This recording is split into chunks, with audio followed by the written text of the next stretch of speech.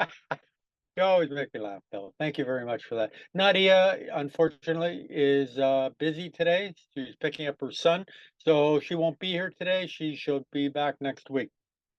We are on page 30 of the big book, and we are starting the chapter more about alcoholism. Bill, is there anything you want to say before I start reading, or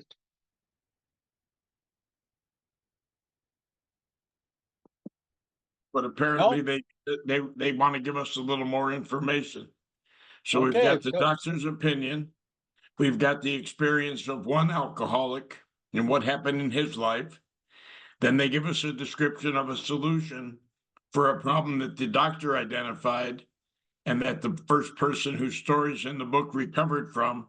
And just in case there are any deviations, they are going to cover that in detail in the next chapter here. Sounds perfect. Thanks very much, Bill.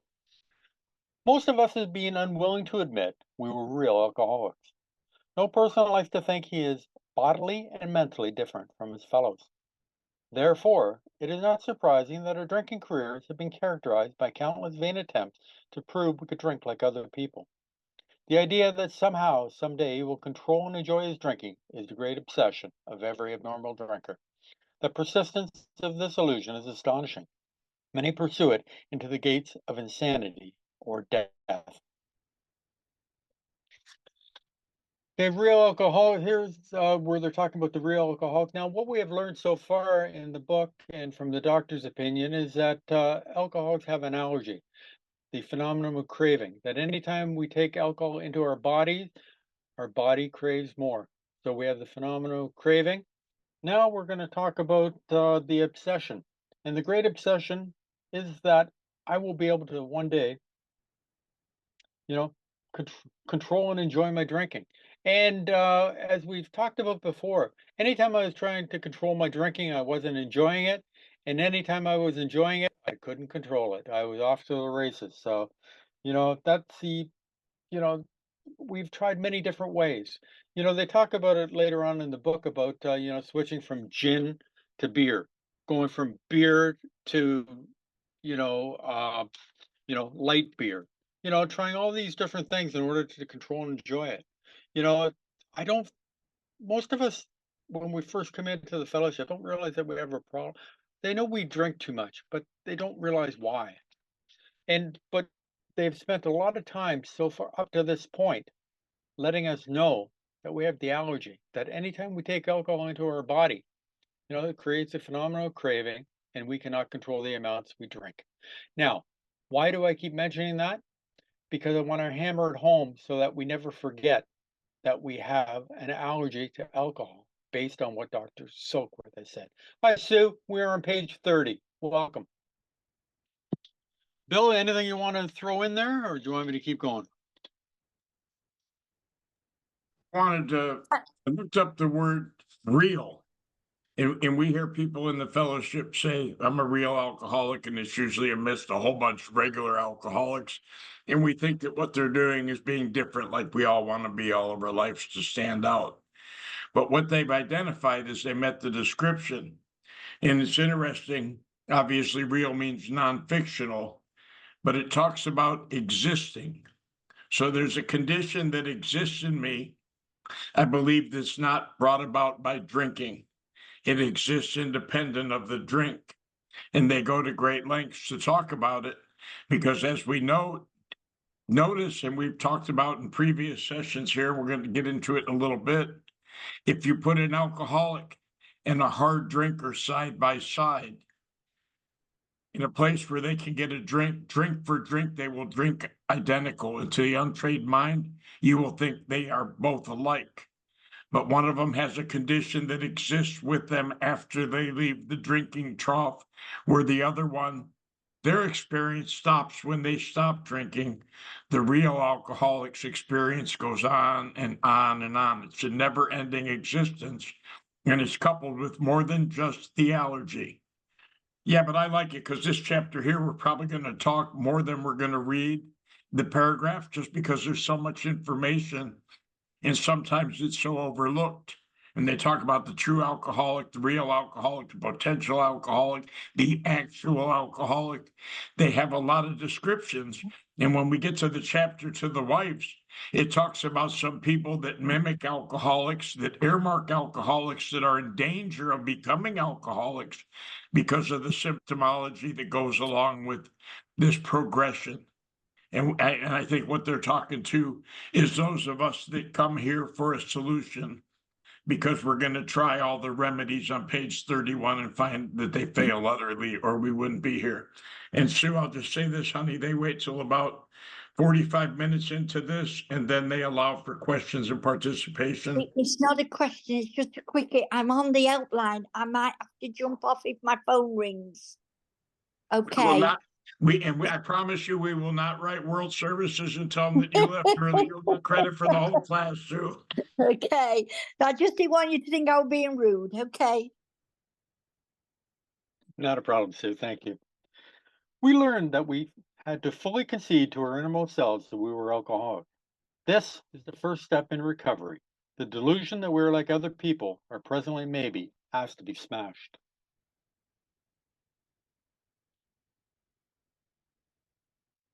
Now, I just put a couple of things in the chat, and I'm going to read them off, because I think it's important.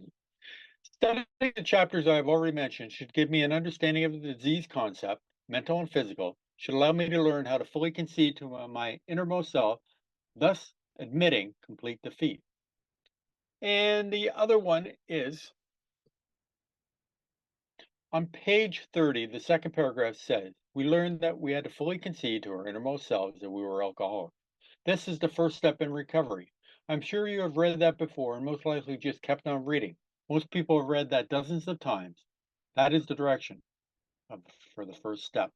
Now, if I do not concede to my innermost selves that I'm an alcoholic, what is going to happen to me?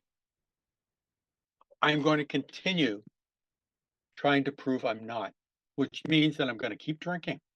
And every time that I do, I'm going to come back to this page and can I concede to my innermost selves that I'm an alcoholic, that I have the allergy?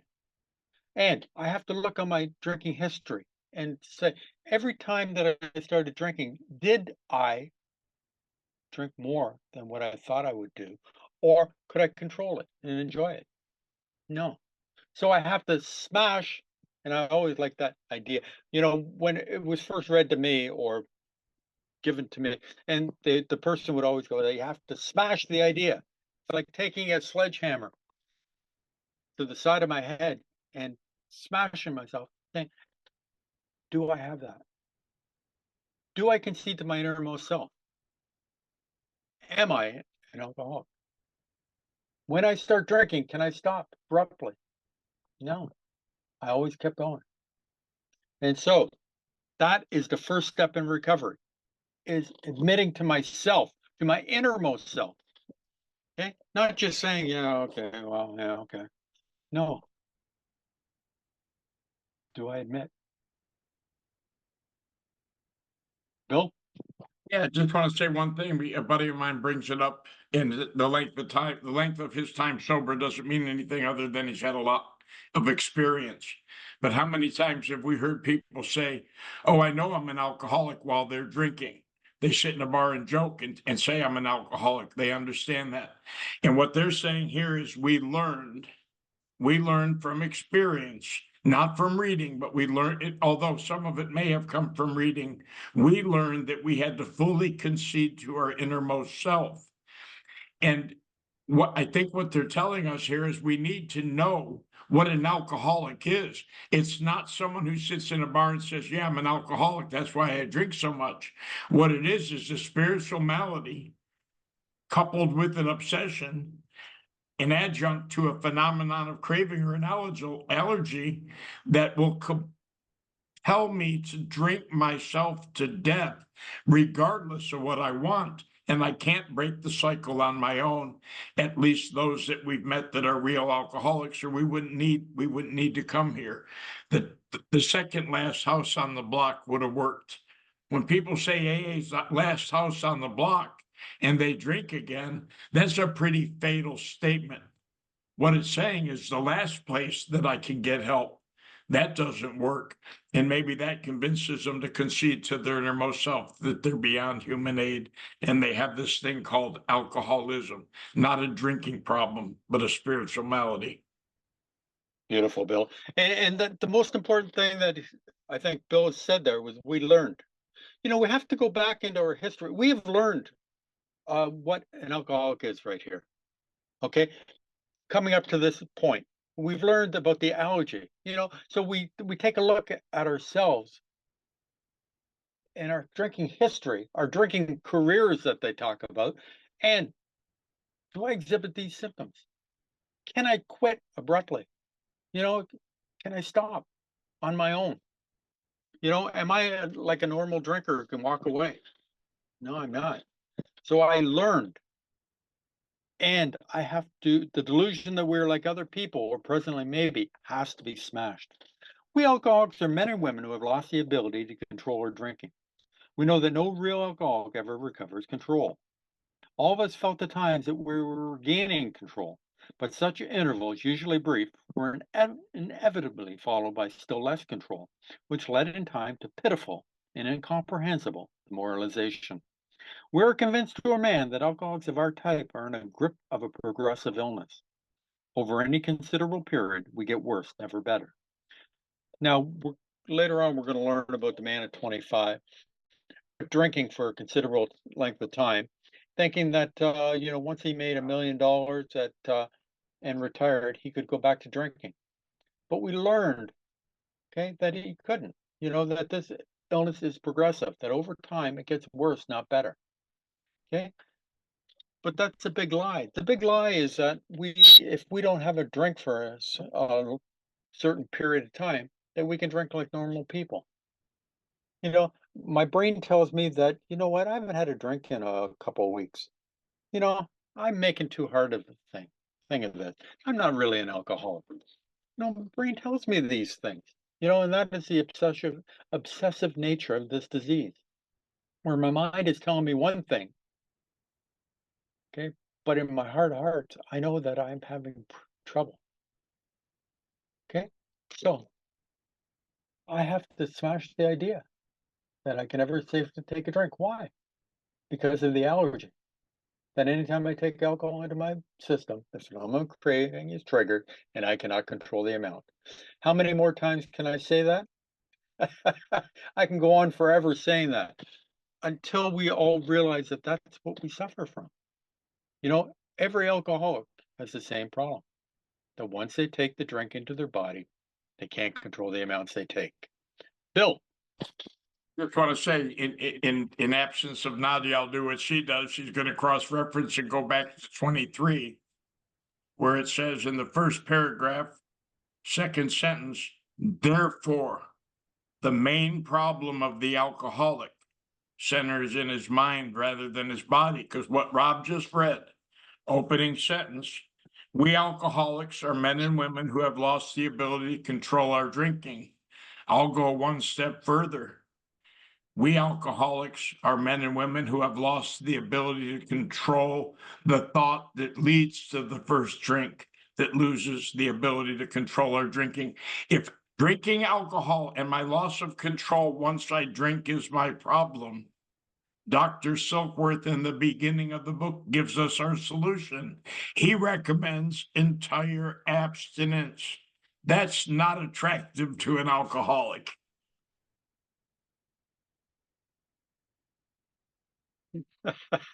I love how you just mute yourself. You're done.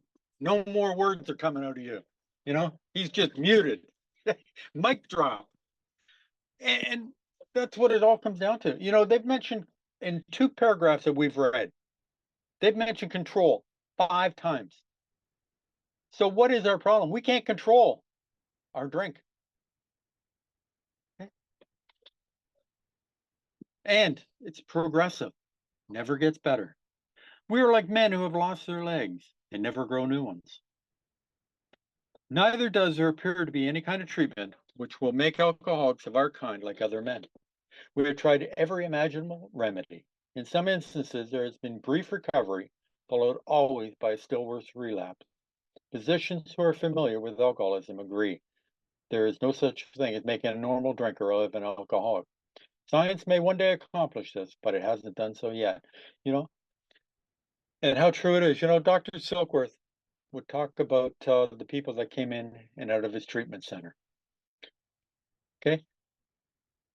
Hank Parkhurst, in his story, The Unbeliever, says that he was in treatment 10 times. We know that Bill Wilson was in 4 times. We know that, Fitzmayo was in. Lots of people going to treatment centers, rehab facility, detox centers. Okay. They take the alcohol out of the person, they come out, and what happens? Nothing has changed. So what do? They go back to what they know, and that is picking up another drink. Okay? It says here, in some instances, there's been brief recovery. People come into the fellowship, they stop drinking for a few months. Their brain starts telling them that, you know what, you're making too hard of this. You're not a real alcoholic. You haven't had a drink in 3 months. The experiment goes on. They take a drink, they're off to the races. Hopefully, they make it back into the rooms of the fellowship where they can learn about the program of action. But a lot don't. Bill, you unmuted, so you must want to say something. That's interesting. You talked about treatment. They were in treatment 10 times, treatment 6 times. In this course of his third treatment, where Bill Wilson received what he called was his spectacular experience, he says this word. He says this word. He says, I was separated from alcohol for the last time. That was a physical separation brought about by maybe perhaps a medical detox, because he said treatment seemed wise. They weren't treating the condition called alcoholism. They were treating the condition called craving. There's no way to eliminate it. The book says it will never be eliminated by any means. Science may accomplish it one day, but it hasn't found a way to alleviate the allergy once the allergy is set in motion by the first drink. But it's interesting, the treatment that Bill Wilson received at the onset of the birth of Alcoholics Anonymous was not one that Silkworth could give him. It came from an experience of spirit. And that's one thing, I don't care how good your Blue Cross is, how long they keep you in a treatment center, they cannot produce that. In a few rare cases, neither he or any human being can provide such a defense. His defense must come from a higher power. That's what it's going to say at the end of this chapter. I'm just giving you a preview to make you come back, because it always has a happy ending. Mic drop. I just put something in the chat and I'm going to read it. The AA program is designed for uncontrolled drinkers who sincerely desire permanent sobriety and are willing to go to any lengths to get it. Men or women interested in temporary sobriety or in controlling their drinking are not ready for this program. That came from the Little Red Book, 1946. The Little Red Book was written by Ed Webster, and who was a buddy of Dr. Bob. And it just goes to show, if, and it's a big if, there's a lot of people that come in and they want to get people off their back. They want to get whether it's their spouse, their boss, jails, courts, etc. They come into the fellowship and they just want, the piece of paper to be signed that they attended an AA meeting. They don't really want to stop drinking. They just want the consequences to go away. Those people aren't ready for this program. Remember, this program is designed for people who want to stop, that have every fiber in their being want to stop. Okay, they could stumble. Remember that there are people that, Bill and Bob, worked with multiple times because they didn't get the program at the beginning. Dr. Bob, Bill could have given up on Dr. Bob when Dr. Bob went to his medical convention and picked up, got drunk, went into a blackout, But Bill didn't give up on him. Why? Because Dr. Bob wanted to stop. He just couldn't do it at the time. Okay. So Bill worked with him again. And there's different stories in the book, and it's all about if you want to stop, we will work with you to the end. But if you don't want to stop, here's $5. Go out and have a drink on me. You know, because until you hit your bottom, and everybody's bottom is different, okay, you're not going to want to stop. You're not going to believe that you are in this classification, that you are a real alcoholic. And until you can admit it to yourself that I don't know why I keep doing it, but I keep doing it. Help me. That's when we can, you know. So we plant the seed. When you are ready, when you are ready, come to me. I will always be here and I'm ready to help. Bill? There's one thing, they're really stressing the physical component. We know that the problem centers in the mind. They segue into that from chapter 2, they tell us, and they're going to talk about a whole bunch of thinking that precedes the first drink. And we're going to have 4 good examples and then 10 more that are on this meeting today. But think about this. We are like men who have lost their legs. I always want to think I'm a salamander, Rob. They get their tail cut off and it grows back. But what they're saying is it's humanly and medically impossible to induce a regrown leg. They've got artificials and prosthetics. We know that. We see that, but they're not their own legs. They're telling us once we have the allergy, once we become a pickle, we never go back to not having the allergy. Hence, we never go back to cucumber status. We're pickled for the rest of our lives. And guess what the bad news is? It says this never, ever, ever occurs in a person who's non-alcoholic, which tells me if I've ever had the phenomenon of craving, the abnormal reaction to alcohol, be it 1 time or 100, I have the medical condition of the physical description known as alcoholism. It also tells us, and we get way ahead of ourselves, but we do that on occasion, that to the precise extent that I can determine that I'm not going to drink again and hold up to my resolve will determine whether or not I need a spiritual experience to overcome the mental and spiritual condition known as alcoholism, independent of the physical craving or allergy. That's enough for now, Rob. Okay, thanks, Bill. And I just want to go to page 21 for a second, everybody. But what about the real alcoholic? He may start off as a moderate drinker. He may or may not become a continuous hard drinker, but at some stage of his drinking career, he begins to lose all control of liquor consumption once he starts to drink. There was a time in my life when I was a young man that I used to drink 3 beer and would walk away. I would get a little bit of a buzz and I would stop. Okay, I was training for this, that, and the other thing, thinking that I was going to be a professional athlete, and you know, I was able to stop. It got to a point later on in life where I could not stop. When did I pass over that invisible line? I can't tell you, but I do know that I passed over it, and I became an alcoholic. How do I know that? Is because I learned that I had to fully concede to my innermost self. Remember, they're hammering home right now the allergy, hammering home. In a couple of pages, we're going to really start hammering home the obsession of the mind. So we're on page 31, everybody. Despite all we can say, many who are real alcoholics are not going to believe that they are in that class. By every form of self-deception and experimentation, they will try to prove themselves exceptions to the rule, therefore non-alcoholic.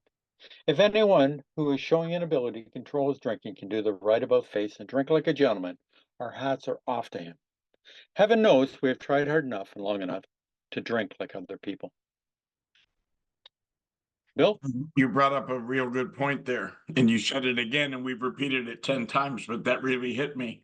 The reason that we learned that we had to fully concede to our innermost self, not that I have the allergy, That's not a big deal if I have the ability to not put the first one in me. The reason this has to be the first step in recovery is it's the only step that launches me into action to complete the next 11. If I don't concede, then I don't want nothing to do with your program, the leveling of my pride, the confession of my shortcomings, the restitution, and all that nonsense, let alone my constant thought of others is dependent upon my life's dependent on that. I don't want to do any of that unless I accept with all its attendant consequences, step one, which says, as you guys so greatly taught us there from Canada, I think coined this, step one does not say I can't drink anymore or I can't drink successfully.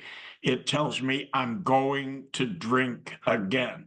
Once I accept that fatal nature of this disease, that I have no ability to enforce with my mind what I tell myself that I'm not going to drink again, I have been placed in a position of hopelessness. I can't control the very thing that puts me in a position to take the first drink, setting this over and over and over again in motion.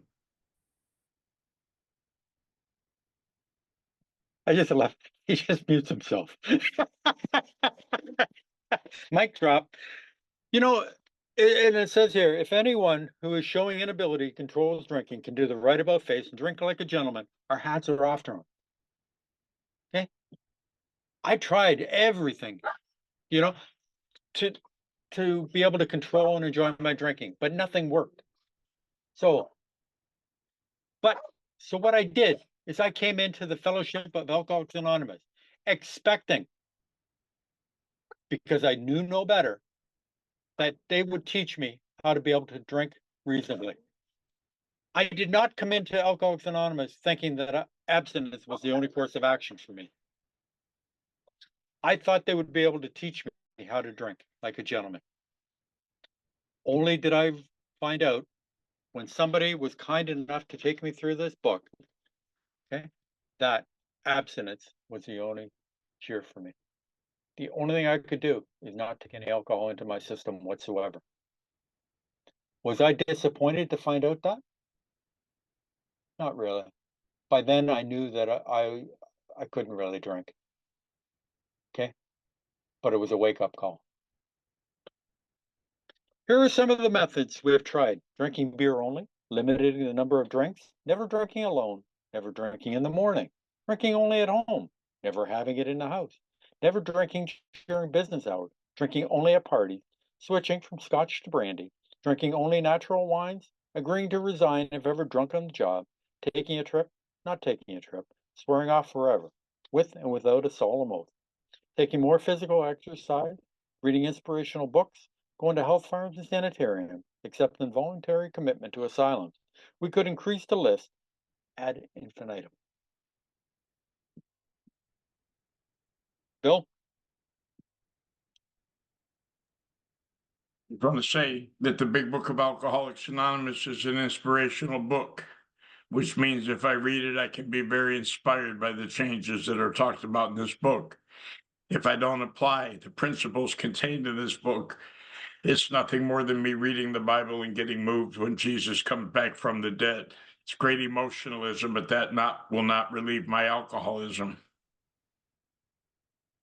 You know, it's mentioned in that one paragraph, trying all different things. And Lord knows I've tried most of these. I was not a big liquor drinker. I was mostly a beer drinker. But you'd go from regular beer or high alcohol beer to the light beer, thinking that that would solve the problem, only to realize that you drink more. Because you're trying to get the high. You read books. Go to do the gym. Try to do all these other things. You know, they talk about here never having it in the house. Okay.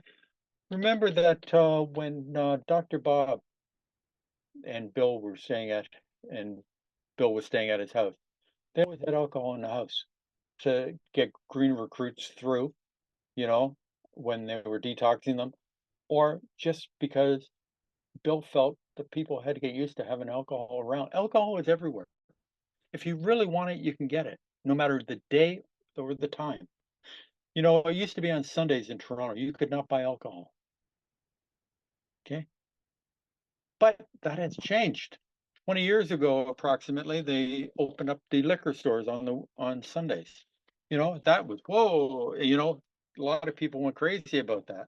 But you can get liquor. Dial a bottle. I never knew about dial a bottle until I came into the fellowship and people told me about it. Oh yeah, you just phone them up and they'll deliver it to you. Wow, I never knew about that. You know, I guess I'm too cheap to try that. You know, Probably couldn't wait that long till they got it there, Rob. You weren't taking any chances. You probably wouldn't have used it anyhow. well, you know, it's funny, when I was a kid, they used to, deliver beer to the house when I was a kid.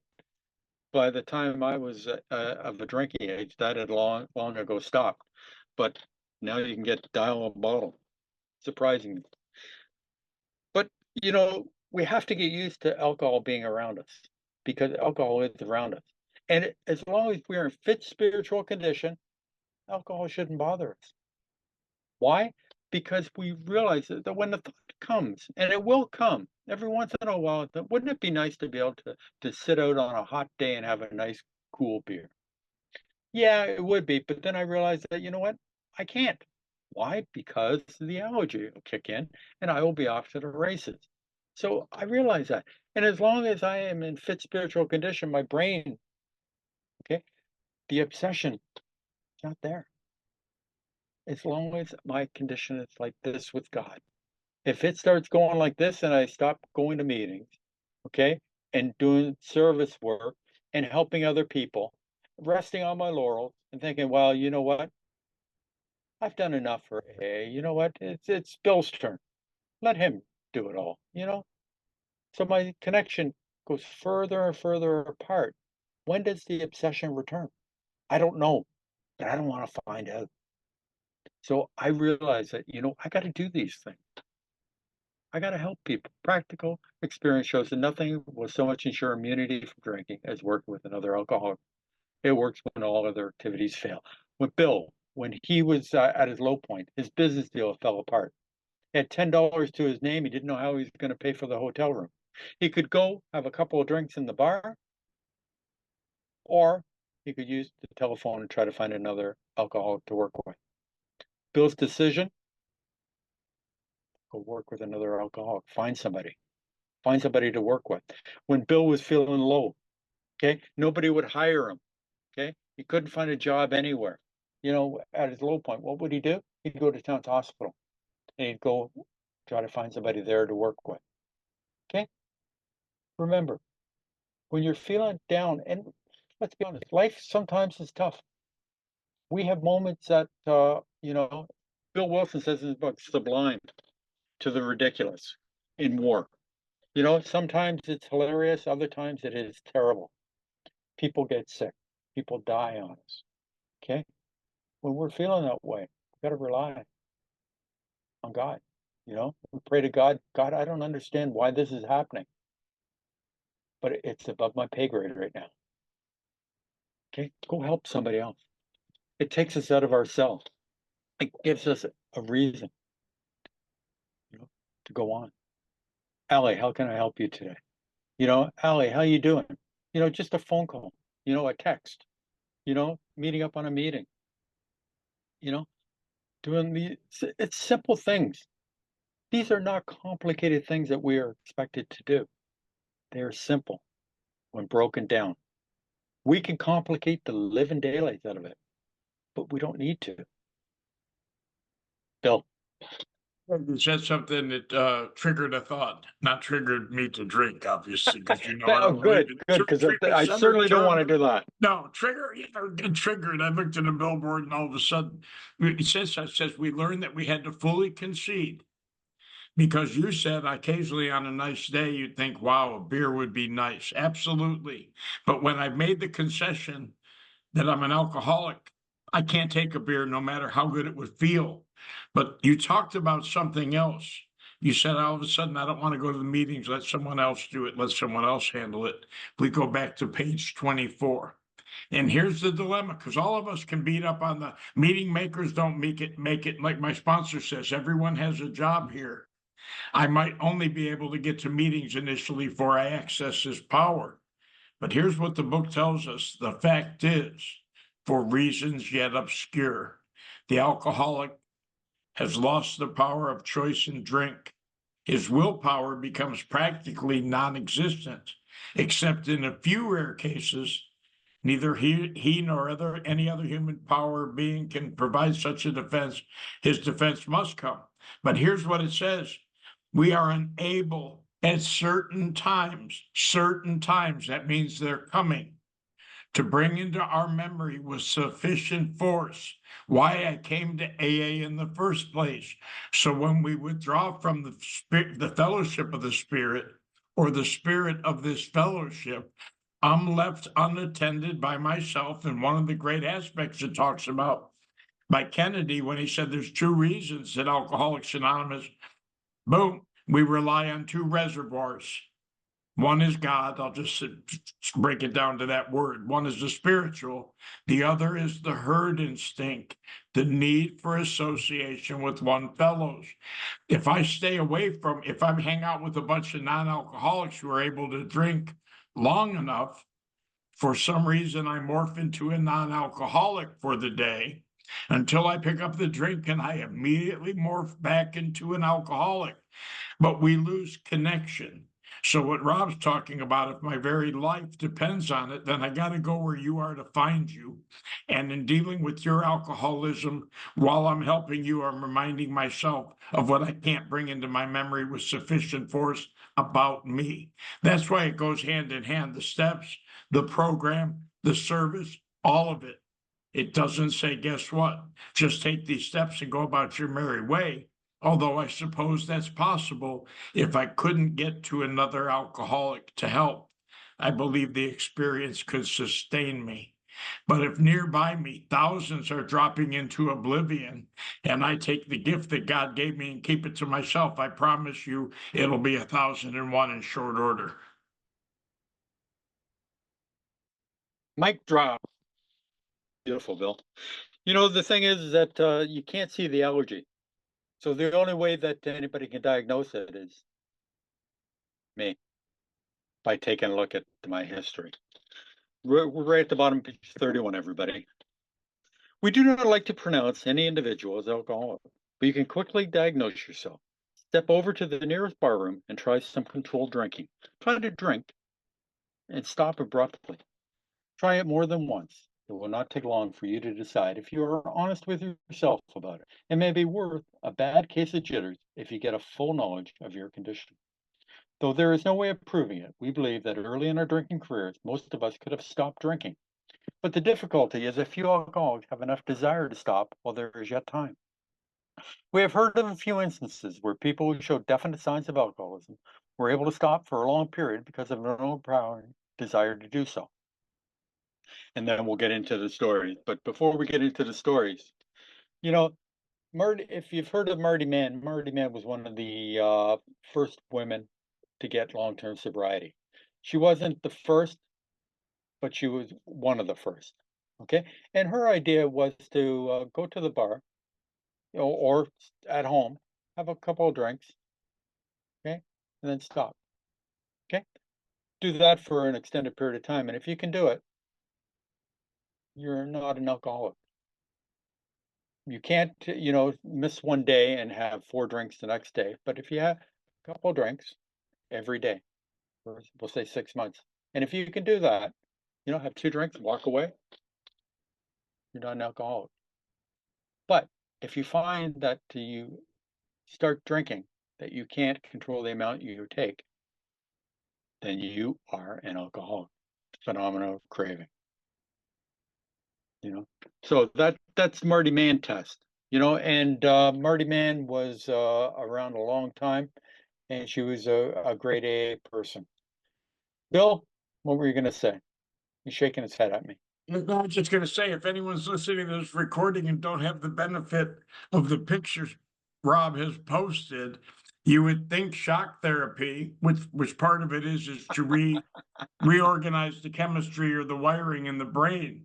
But he's got a picture here of an experiment in 1965 30 years after AA was established with people who just didn't want to do most of the steps. And what they're doing is simulating an experiment in a hospital where they're hooking their heads up to a strap that when they pick up one of the cups that has alcohol in it, they will get a shock, much like when you put that invisible fence around your yard for a dog. The dog has more common sense than the alcoholic, but yet and still, Pavlov's theory, the negative consequences of taking the first drink that produced this shock to throw my body into some type of convulsion are not sufficient. If the obsession takes place, I'm going to drink regardless of the promise, the pain, or the consequences that I know are going to come at once by taking a drink. So just like I get relief from the world as I see it, when I watch my friends, it talks about in one of the chapters, we see others taking these drinks with impunity. I don't have that sensation, no matter how much I wish I could have it.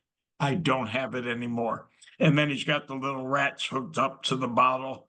And then the best one, of course, is switching from whiskey to brandy or brandy to something.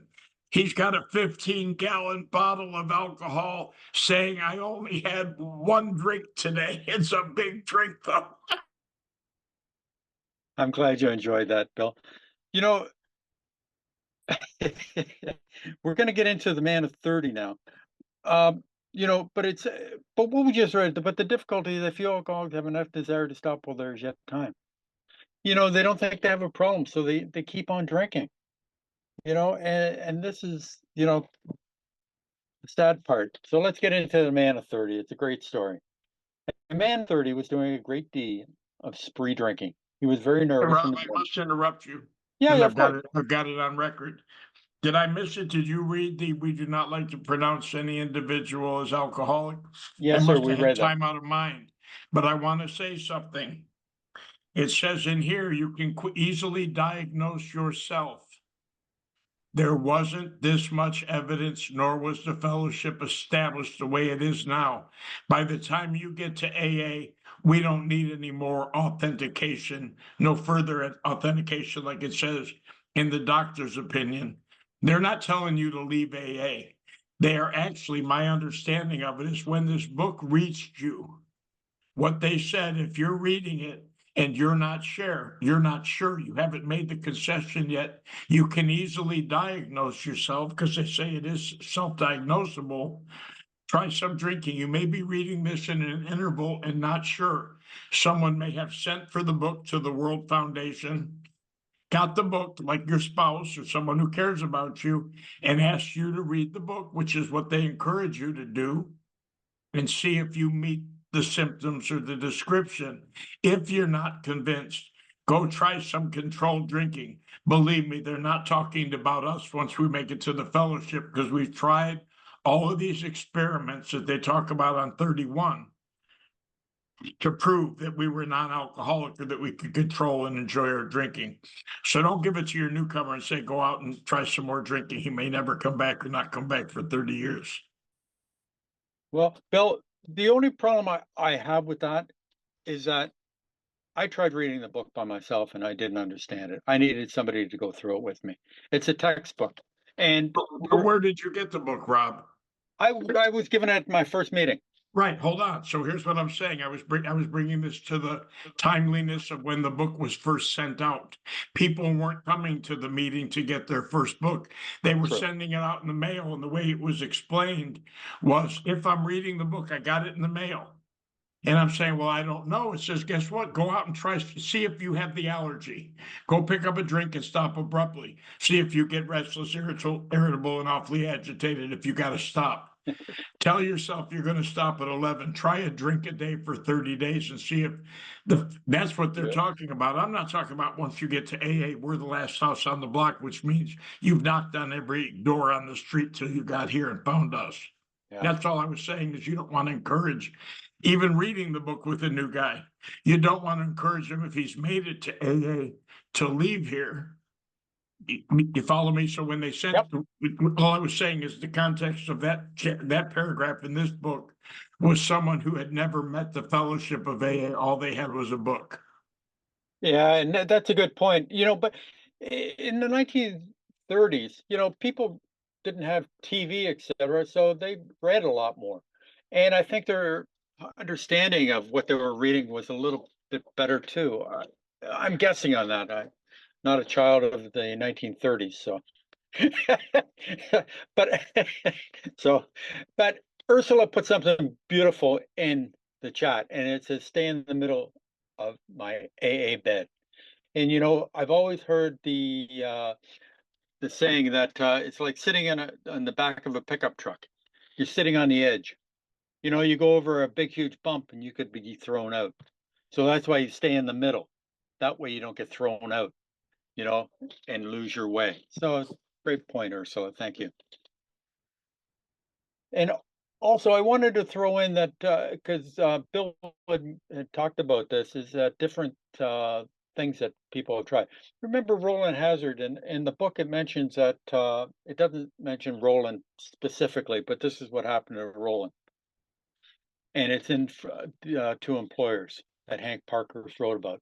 Is that Roland Hazard went to a doctor that drained spinal fluid from him. The reason he went there is that the doctor's idea was that the pressure of the spinal fluid on the brain caused people to drink. So you would go to the doctor's office, he would stick a big, huge needle into your neck and extract spinal fluid. Now, the only time I know about spinal fluid is when women get an epidural and they stick a needle into the spine. The woman is told not to move. Well, they're having contractions that are like a man cold, almost as bad as a man cold. That's a joke, people. I'm kidding. I'm kidding about that. But thanks, Aaron. But you know, to think about going to a doctor's office, getting spinal fluid taken from your neck.